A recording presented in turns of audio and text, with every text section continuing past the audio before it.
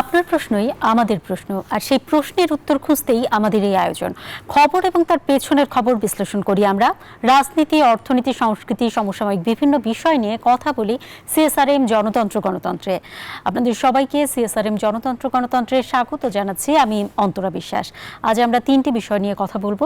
একটি হচ্ছে যুক্তরাষ্ট্রে বিশ্ববিদ্যালয়গুলোতে বিক্ষোভ দমনে যা করছে পুলিশ, আরেকটি বিষয় হচ্ছে সুরক্ষার দোহাই দিয়ে করা আইনে বাড়ছে সাংবাদিকতার যুগে, আরেকটি বিষয় হচ্ছে বড় খেলাপিরা বেশি সুদ মওকুফ পায়, যে কথাটি বলেছেন আজ ডক্টর ফরাসউদ্দিন। এই তিনটি বিষয় নিয়ে কথা বলবো এবং শুরুতেই আমরা কথা বলতে চাই যুক্তরাষ্ট্রের বিশ্ববিদ্যালয়গুলোতে আমরা যেটি দেখতে পাচ্ছি এরই মধ্যে প্রায় অর্ধ শতাধিক বিশ্ববিদ্যালয়, সেখানে আসলে এক ধরনের প্রতিবাদের ঝড় তুলেছেন শিক্ষার্থীরা এবং তারা আসলে মূলত ইসরায়েলের বিরুদ্ধেই কথা বলছেন আর ফিলিস্তিনের পক্ষে কথা বলছেন, যুদ্ধ থামাতে বলছেন। এছাড়াও তাদের দাবি দেওয়া রয়েছে, এরই মধ্যে 1000-এর বেশি গ্রেপ্তার হয়েছেন এবং নিউ ইয়র্কের কলম্বিয়া বিশ্ববিদ্যালয়ে শতাধিক ব্যক্তিকে মঙ্গলবার রাতে গ্রেপ্তার করা হয়েছে এবং মঙ্গলবার রাতেই ইসরায়েল সমর্থকদের উপরে ইসরায়েল সমর্থকরা হামলা চালিয়েছে ফিলিস্তিনি সমর্থকদের উপরে। এরকম একটি ঘটনাও ক্যালিফোর্নিয়ার একটি বিশ্ববিদ্যালয়ে ঘটেছে। এই সকল বিষয় নিয়ে কথা বলতে সোহরাব হাসান, যুগ্ম সম্পাদক প্রথম আলো, আছেন আমাদের সঙ্গে। আপনাকে স্বাগত জানাচ্ছি আমাদের এই আয়োজনে। এছাড়াও অধ্যাপক ডক্টর ইমতিয়াজ আহমেদ, সাবেক শিক্ষক, আন্তর্জাতিক সম্পর্ক বিভাগ, ঢাকা বিশ্ববিদ্যালয়, আছেন আমাদের সঙ্গে। আপনাকেও স্বাগত জানাচ্ছি আমাদের এই আয়োজনে। শুরুতেই জনাব সোহরাব হাসান, আপনার কাছে আসলে যেটি জানতে চাই, যুক্তরাষ্ট্রের যে বিশ্ববিদ্যালয়ের এই ধরনের বিক্ষোভ, এটিকে হয়তোবা অনেক বছরের মধ্যে নতুন বলা যায়, কিন্তু এর আগে ভিয়েতনামের ক্ষেত্রেও আসলে তারা এক ধরনের সমর্থন জানিয়েছিল, বিক্ষোভ জানিয়েছিল। বাংলাদেশের 71 মুক্তিযুদ্ধের সময় যুক্তরাষ্ট্রের যারা সাধারণ মানুষ, তারা বাংলাদেশের পক্ষেই ছিল। এই যে এবারে যে বিক্ষোভ, সেটি কি আসলে কোনো কাজে লাগবে? আর তারা যে বলছে ইসরায়েলের যে সকল প্রতিষ্ঠান, সেখানে যেন বিশ্ববিদ্যালয়গুলো কোনো ধরনের আর্থিক সহযোগিতা না করে বা আর্থিক কোনো ধরনের লেনদেন যদি যেন না থাকে, সেটি তাদের যে চাওয়া, সেটি না করলেও কি খুব একটা লাভ হবে? না, কাজে লাগবে কি না লাভ হবে তার চেয়ে হচ্ছে এটা বিবেক দ্বারাই তারা পরিচালিত হচ্ছে এবং তারা মনে করছে মানবতার বিরুদ্ধে অপরাধ, মানুষকে নির্বিচারে হত্যা করা, একটা জনপদকে ধ্বংস করে দেওয়া, গণহত্যা চালানো, এটি তো কোনোভাবেই মেনে নেওয়া যায় না। তো যুক্তরাষ্ট্রের বিশ্ববিদ্যালয়গুলোর শিক্ষার্থী, এমনকি অনেক জায়গায় শিক্ষকরাও প্রতিবাদ করছেন, রাস্তায় নেমে এসেছেন, মানববন্ধন করেছেন, এমনকি তারা গ্রেপ্তার বরণ করেছেন। আমি তাদের অভিনন্দন জানাই এবং তারা সরকার যে আচরণ করছে, বিশেষ করে আইনশৃঙ্খলা রক্ষাকারী বাহিনী, সেটা অত্যন্ত নিন্দনীয় এবং কখনো কখনো সেটা বর্বরোচিত পর্যায়ে চলে গেছে।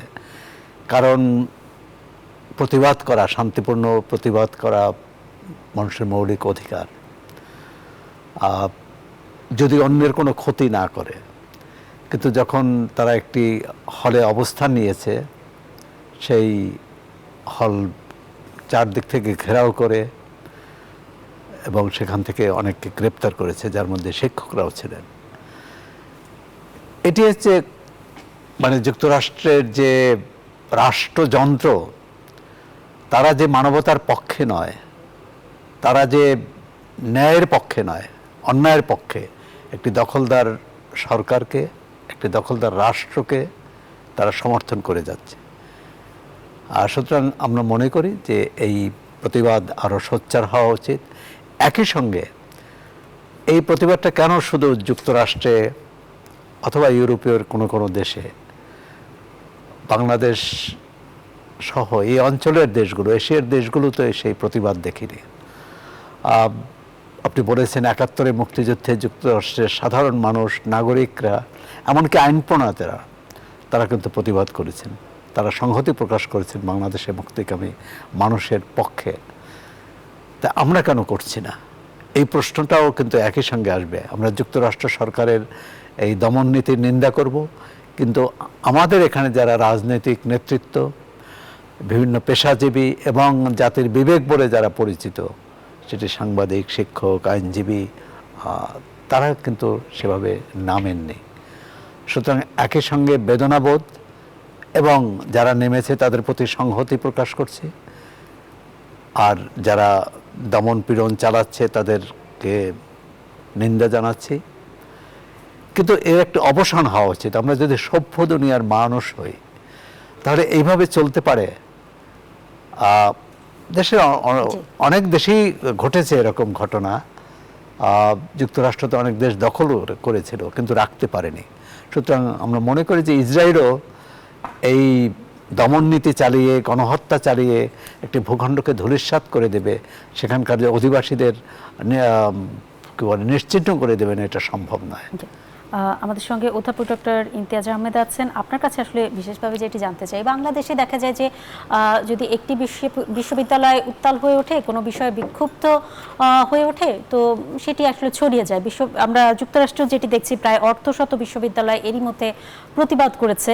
তো বাংলাদেশের আন্দোলন যতটা শক্তিশালী, যুক্তরাষ্ট্রের এই শিক্ষার্থীদের আন্দোলন কি ততটা আসলে শক্তিশালী? মানে তারা কি আসলে কিছু করতে পারবে কিনা? ধন্যবাদ। সেটা আমাদের দেখতে হবে যে এই আন্দোলনটা কোথায় যাবে, কতটুক ছাত্ররা এই আন্দোলন চালিয়ে যাবে। কারণ যে সত্যির বিরুদ্ধে আন্দোলন করছে সেটা কিন্তু বিশাল একটা বিরাট সিস্টেম। মনে রাখতে হবে যে এখানে ডেমোক্র্যাটস আর রিপাবলিকান একসাথে কিন্তু আছে। ইসরায়েল যেটা একেবারে জেনোসাইডাল একটা রেজিম বলা হচ্ছে, তার সাথে যে কমপ্লিসিটি আমরা দেখতে পাচ্ছি, বিশেষ করে আমেরিকার সরকার, সেই আমেরিকার বিরোধী দলও কিন্তু কমপ্লিসিট।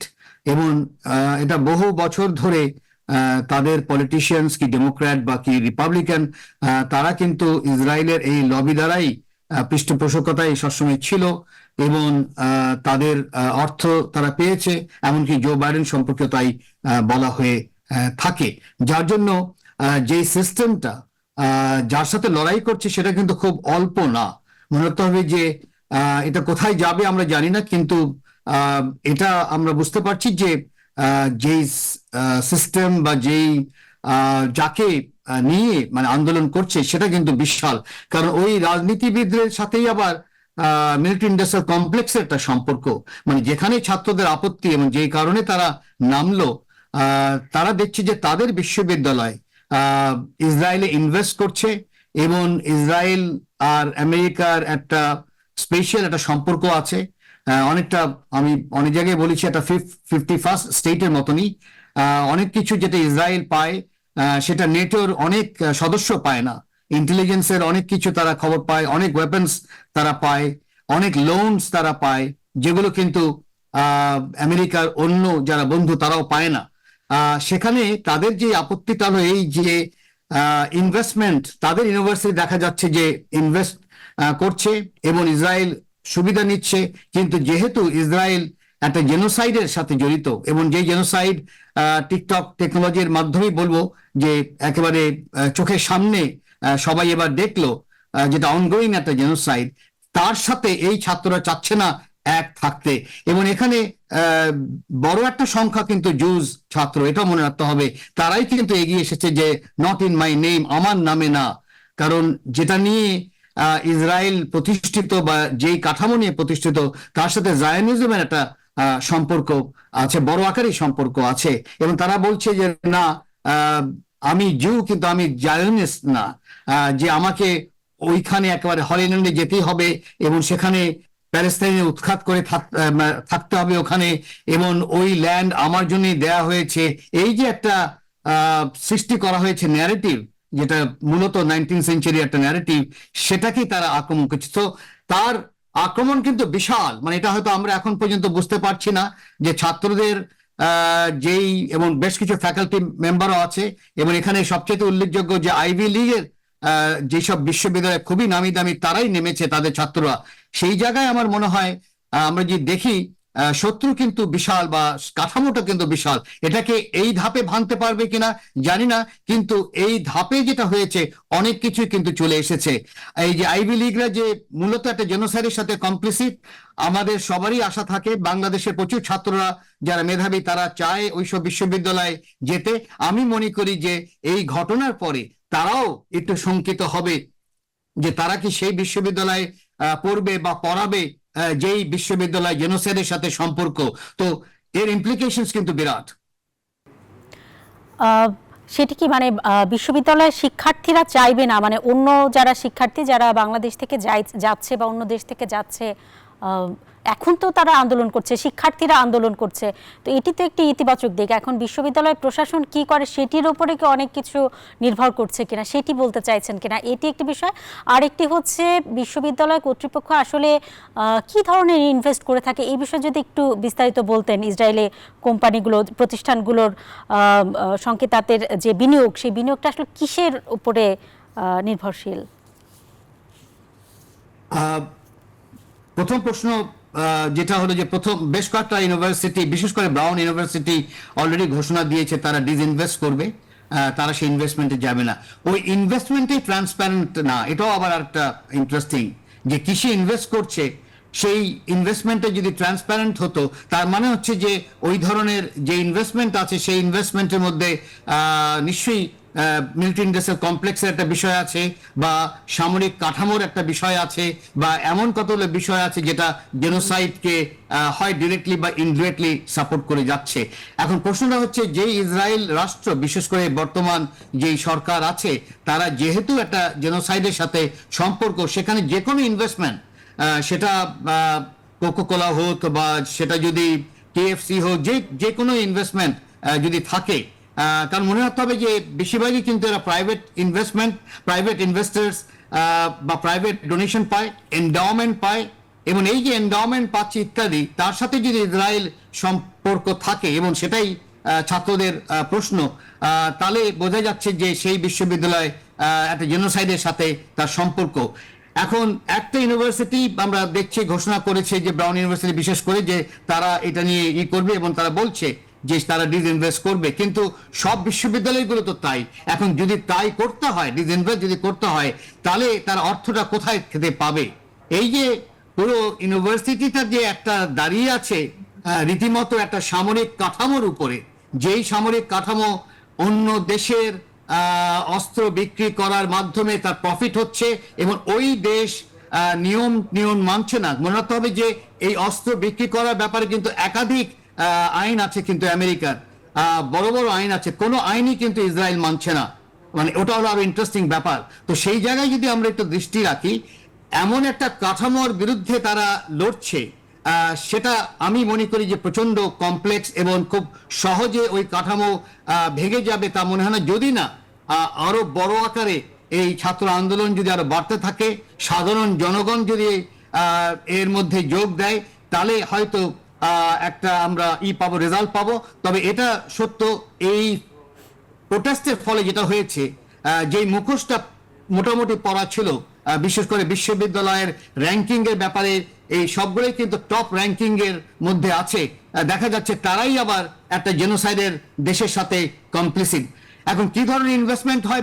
বেশ অনেক ধরনের ইনভেস্টমেন্ট হয়। একটা তো বললামই যে এটা যেহেতু প্রকাশ করা হয় না, সেখানে অনেক কিছু আমাদের জানা নেই, কিন্তু যতটুক তথ্য আমরা পাচ্ছি, অনেক সময় আছে যে অনেক ইসরায়েলি ছাত্র অনেক সুবিধা পায় এই অ্যাডমিশনের ব্যাপারে, তাদের বিশেষ লাইনে তারা অ্যাডমিশন পাচ্ছেন।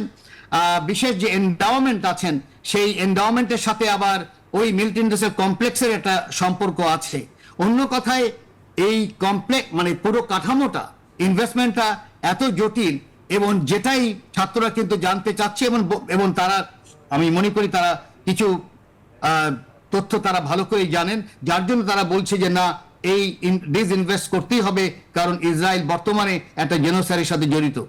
জি, অনেক ধন্যবাদ আপনাকে জনাব সৌরভ হাসান। যেমন আমাদের ঢাকা বিশ্ববিদ্যালয়, জাহাঙ্গীরনগর, রাজশাহী বিশ্ববিদ্যালয়, এরা কি কোনো ধরনের প্রতিষ্ঠানে এরকম বিনিয়োগ করে অর্থ পায়? মানে আমরা তো এতদিন জানতাম উল্টো বিশ্ববিদ্যালয়গুলোকে বিভিন্ন ফান্ড দেওয়া হয় যেন শিক্ষার্থীরা ভালো পড়তে পারে, বড় গবেষণা করতে পারে। বিশ্ববিদ্যালয়গুলো প্রতিষ্ঠানে বিনিয়োগ করতে পারে, এটা কি? জি,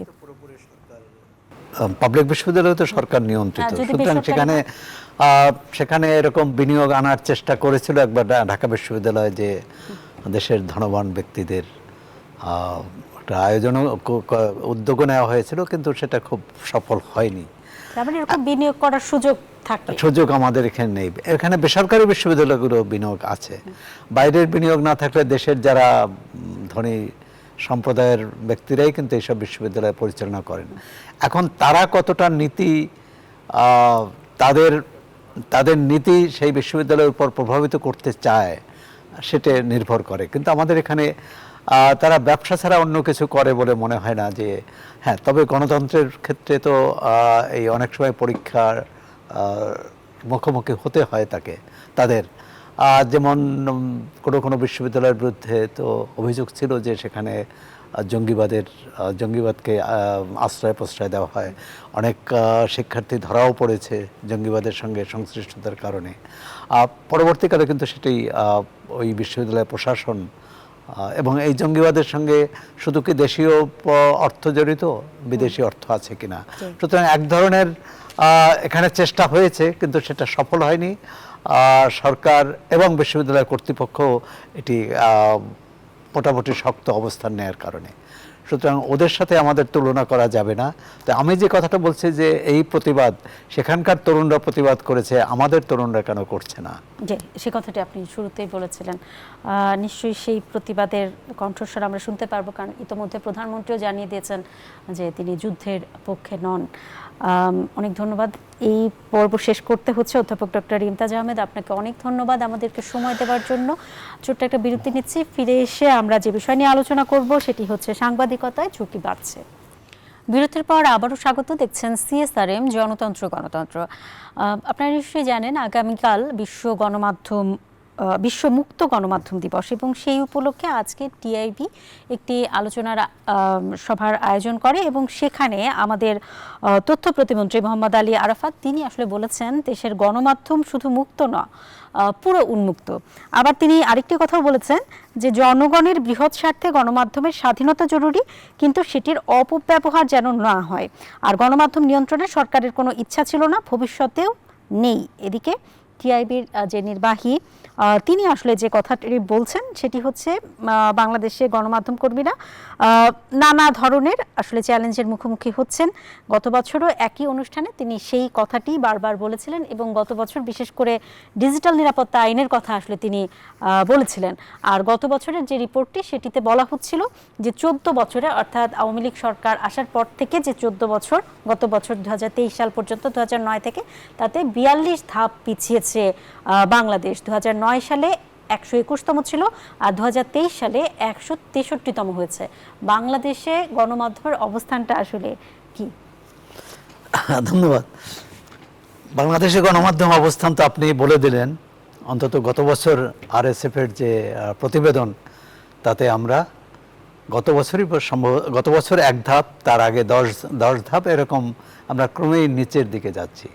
তবে এই টিআইবির যে আলোচনাকে স্বাগত জানাই কারণ এর আগে বেসরকারি সংস্থা অথবা গবেষণা সংস্থার আলোচনা এক ধরনের, তারা তাদের মতো করে কথা বলতেন, আর সরকারি নীতি নির্ধারকরা তারা হয় নাকচ করতেন, সমালোচনা করতেন, অথবা দ্বিমত পোষণ করতেন। এখানে তথ্য প্রতিমন্ত্রীর উপস্থিত ছিলেন।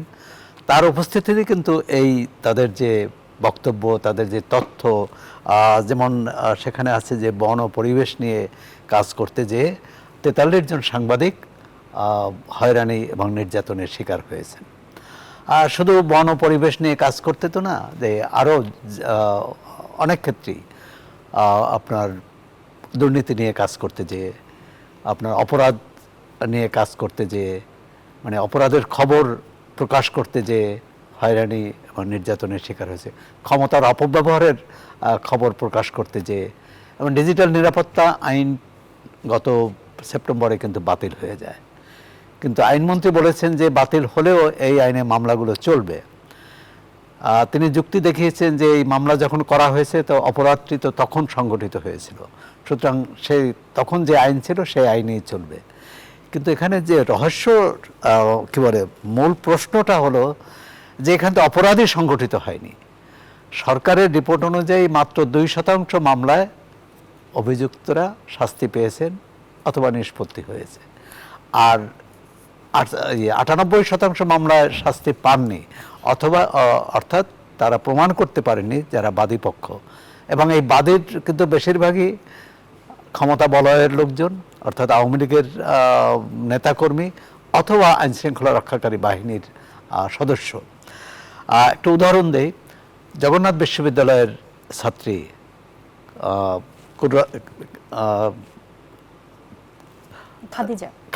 খাদিজাতুল কুবরা, তার বিরুদ্ধে মামলা ছিল ডিজিটাল নিরাপত্তা আইনে। পুলিশ মামলা করেছিল দুটি মামলা। তো দুটি মামলা থেকেই তিনি সর্বোচ্চ আদালত থেকে অব্যাহতি পেয়েছেন, কিন্তু মামলাটি কিন্তু এখনো চলছে। এখন তিনি তার পড়াশোনায় ফিরে যেতে পেরেছেন, এটি ভালো। এবং কিন্তু এরকম কিন্তু আরও অনেকের বিরুদ্ধে মামলা আছে। সুতরাং এই মামলাগুলো কিভাবে নিষ্পত্তি হবে? এখন এটা হতে পারতো যে একটি কমিশন করে, বিচার বিভাগে কমিশন করে যে মামলাগুলো, প্রতিটি মামলা পর্যবেক্ষণ করা, দেখা যে এই মামলার আদৌ কোনো ভিত্তি আছে কিনা, যে অভিযোগগুলো আনা হয়েছে। আর ডিজিটাল নিরাপত্তা আইনটি এমন কি বলে নিবর্তনমূলক আইন ছিল যে এর কারোর মধ্যে মামলা দিলেই তাকে জেলে যেতে হতো। এর বিপরীতে বা এর বদলে যে আইনটি করা হলো সাইবার নিরাপত্তা আইন, সেখানেও যে ভয় পুরোপুরি কেটেছে তা নয়, তবে অজামিনযোগ্য ধারা অনেক বাতিল করে জামিনযোগ্য করা হয়েছে। কিন্তু এখানেও তল্লাশি চালাতে পারবে যদি আইনশৃঙ্খলা রক্ষাকারী বাহিনীর সদস্য মনে করে কোনো সাংবাদিকের বাড়িতে বা অফিসে অথবা কোনো স্থাপনায় তারা তল্লাশি চালাতে চাইলে পারবেন। তারা যদি মনে করেন যে এটি রাষ্ট্রের স্বার্থের বিরুদ্ধে, তাহলে মালামাল জব্দ করতে পারবেন। সুতরাং আইনটির চরিত্রগতভাবে কিন্তু খুব পার্থক্য হয়নি। যে কথাটি বলছিলাম, যেখানে তথ্য প্রতিমন্ত্রী অনেকগুলো কথা বলেছেন যে তা বাংলাদেশের সংবাদ মাধ্যম, উনি আরেকটি কথা বলেছেন যে সমালোচনা হতে হবে তথ্য নির্ভর, উপাত্ত ভিত্তিক। গণমাধ্যমের স্বাধীনতাকে ঢাল হিসেবে ব্যবহার করে যেন মিথ্যা তথ্য না ছড়ানো হয়। মানে তথ্যমন্ত্রী তো তথ্য নিয়ে কাজ করেন, তিনি বলবেন। কিন্তু আমি প্রথম বলতে চাচ্ছি, এই যে মুখোমুখি হওয়া, এটি কিন্তু গণতান্ত্রিক একটি রীতি এবং রেওয়াজ, আর সেটি আমরা কিন্তু করছিলাম না। মানে যেখানে গণমাধ্যম দীর্ঘদিন ধরে মানে খুব সঠিক পথে চলছে এমন কথা বলছে না অনেক রিপোর্টে, অনেক প্রতিবেদনে, সেখানে তথ্যমন্ত্রীর বক্তব্য একেবারেই উল্টো। না, তথ্যমন্ত্রী বললেন, আমি বলছি এই যে মুখোমুখি হওয়া, যে আরএফএস এর রিপোর্ট ধরে এর আগে তথ্যমন্ত্রী বলেছিলেন যে তার এই রিপোর্ট বিভ্রান্তিকর, অর্ধসত্য, বা এর মধ্যে অনেক গলদ আছে। হ্যাঁ, কোথায় গলদ আছে সেটি জনগণকে জানানো উচিত।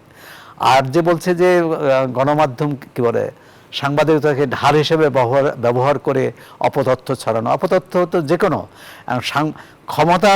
ক্ষমতার বলয় থেকেও কিন্তু আবার ভুল তথ্য দেওয়া হয়, অপতথ্য দেওয়া হয়, যে যেমন তার রাজনৈতিক প্রতিপক্ষের বিরুদ্ধে বা এমনকি সাংবাদিকদের বিরুদ্ধেও, সংবাদ মাধ্যমের বিরুদ্ধেও আমরা তো দেখেছি।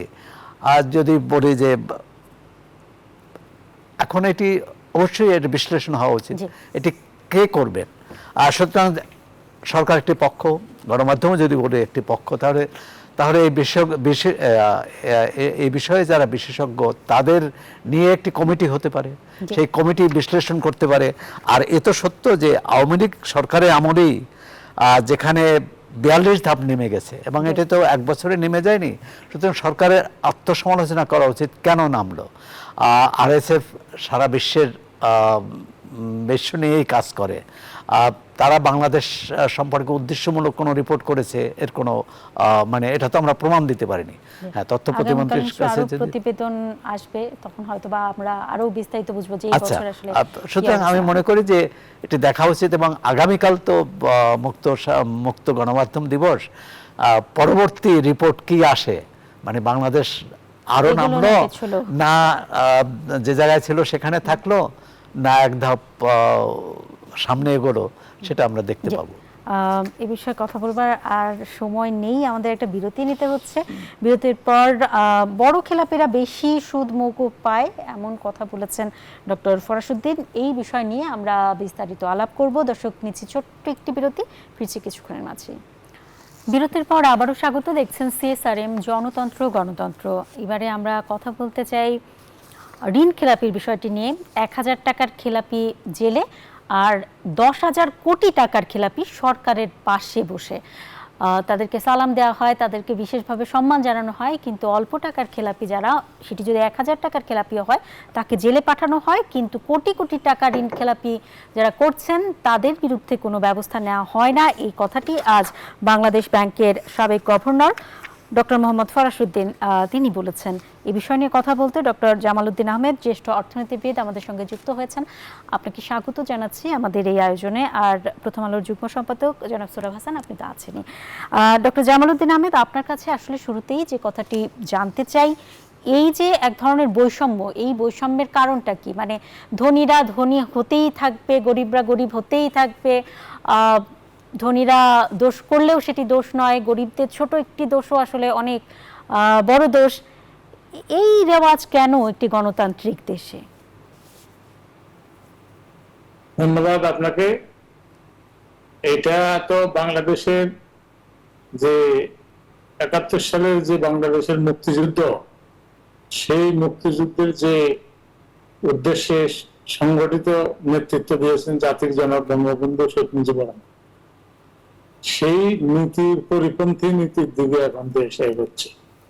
এখানে আপনার হাজার হাজার কোটি টাকা, লক্ষ লক্ষ কোটি টাকা, আপনার লক্ষ হাজার কোটি টাকা আপনার লোপাটকারী, আপনার বিভিন্ন রকমের প্রোগ্রামে আপনার বসে থাকে, এখন বড় বড় পজিশনে আছে, তারা ক্ষমতার খুব কাছে বসে এবং কাছে বসেই আপনার দিন কাটাচ্ছে।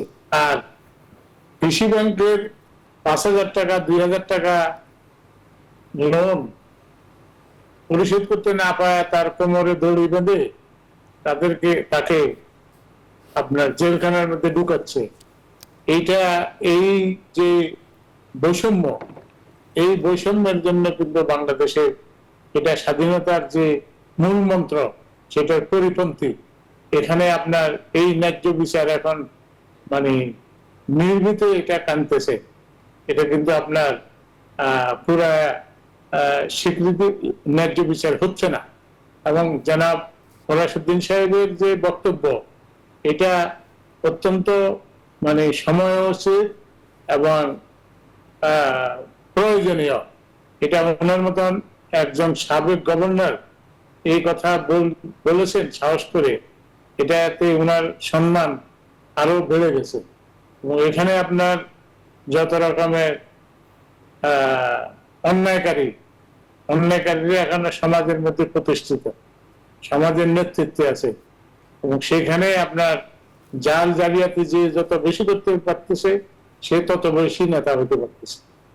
এবং আপনি দেখবেন যে দেশের যে টোটাল যে সম্পদ, সেই সম্পদের আপনার 2 থেকে 3% লোক পুরা সম্পদের অংশীদার, আর বাকি 98% কিন্তু আপনার এই মানে সাধারণ মানুষের পর্যায়ে আছে।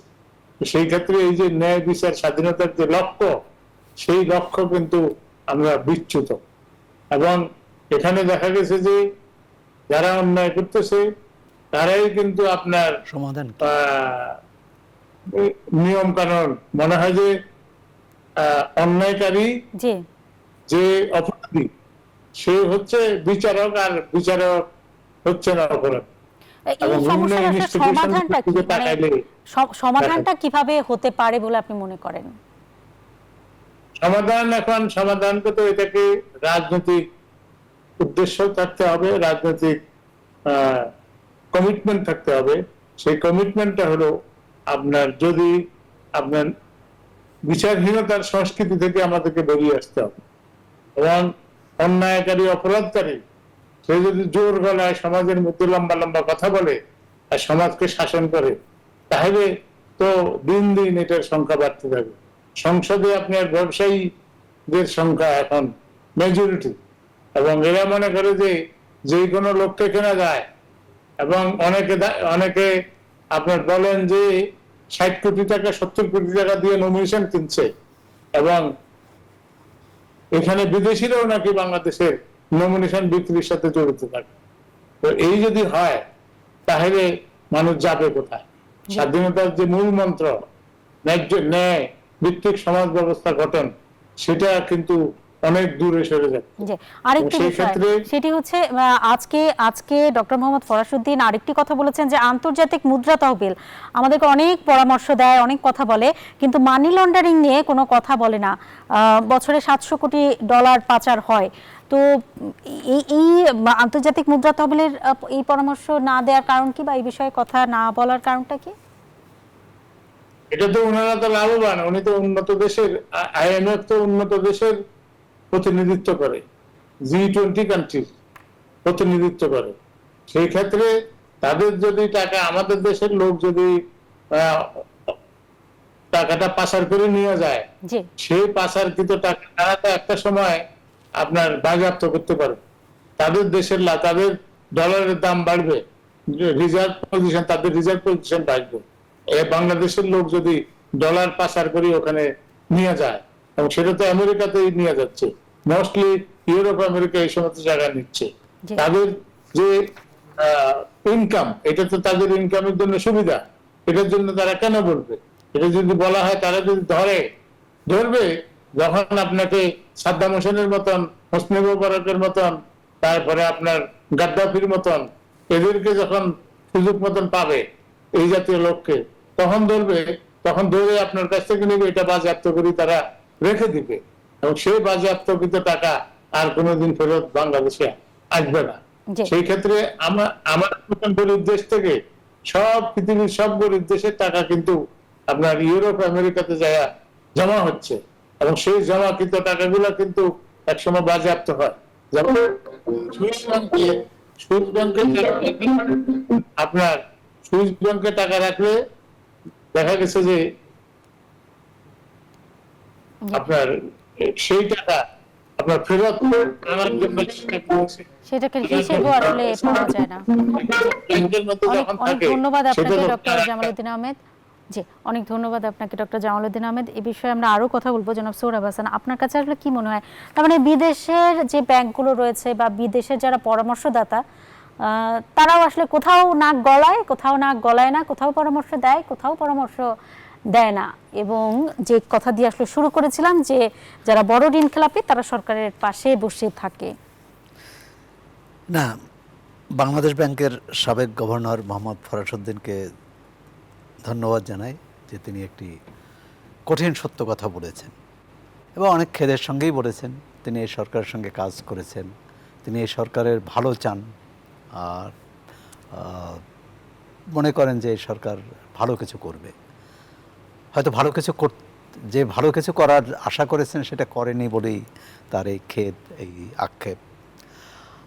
আসলে আইনের, মুক্তিযুদ্ধের চেতনার কথা যদি বলি, তাহলে যেটা জামালউদ্দিন চৌধুরী বলেছেন যে তার সঙ্গে এই বড় ঋণ খেলাপিদের ছাড় দিয়ে 1000 টাকার যারা ঋণ, তাদের কোমরে দড়ি বেঁধে জেলে নিয়ে যাওয়া, এটি কোনোভাবেই খাপ খায় না। দ্বিতীয় হচ্ছে যে আইনের শাসনে যদি আমরা বিশ্বাস করি, তা আইন তো সবার জন্য সমান হবে। হ্যাঁ, সেটা বলতে পারে যে 1000 টাকা বা 5000 টাকা ঋণ নিয়েছে, সেটাও অন্যায়, কিন্তু 10,000 কোটি টাকা যে নিয়েছে তার অন্যায়ের সঙ্গে তো 5000 টাকার অন্যায়টা একরকম নয়। তাহলে ছোট অন্যায়ের যদি বিচার হয়, বড় অন্যায়ের বিচার না হয়, অর্থাৎ আমাদের এখানে তো বলা হয় যে গুরু পাপে লঘুদণ্ড এবং লঘু পাপে গুরুদণ্ড। এখানে তো গুরু পাপে দণ্ডই দেওয়া হচ্ছে না, তাকে কিভাবে ছাড় দেওয়া যায়। আর সরকারের পাশে বসা বা সরকারের প্রভাব সৃষ্টি করা, পাশে বসার চেয়েও যে আইন পাল্টে গেছে, এই ব্যাংকের মালিকরা আইন পর্যন্ত পাল্টেছে। যে আগে ছিল যে পরিচালনা পর্ষদের কোনো পরিবার থেকে সর্বাধিক 2 জন হতে পারবেন এবং 2 মেয়াদের বেশি হতে পারবেন না। এটি পাল্টানো হলো যে 4 জন পর্যন্ত হতে পারবেন এবং 3 মেয়াদ থাকতে পারবেন, মানে তার মানে 9 বছর, এবং 4 জন, তার মানে ওই ব্যাংক একটা পরিবারের মালিকানাধীন হয়ে গেল। এবং তার কুফলও আমরা দেখছি যে অনেক এই ধরনের পরিবারতন্ত্র যেসব ব্যাংকে হয়েছে, সেই ব্যাংকগুলো কিন্তু এখন বন্ধ ব্যাংক হিসেবে চিহ্নিত, এবং সেই ব্যাংকগুলো একীভূত করার তৎপরতাও চলছে।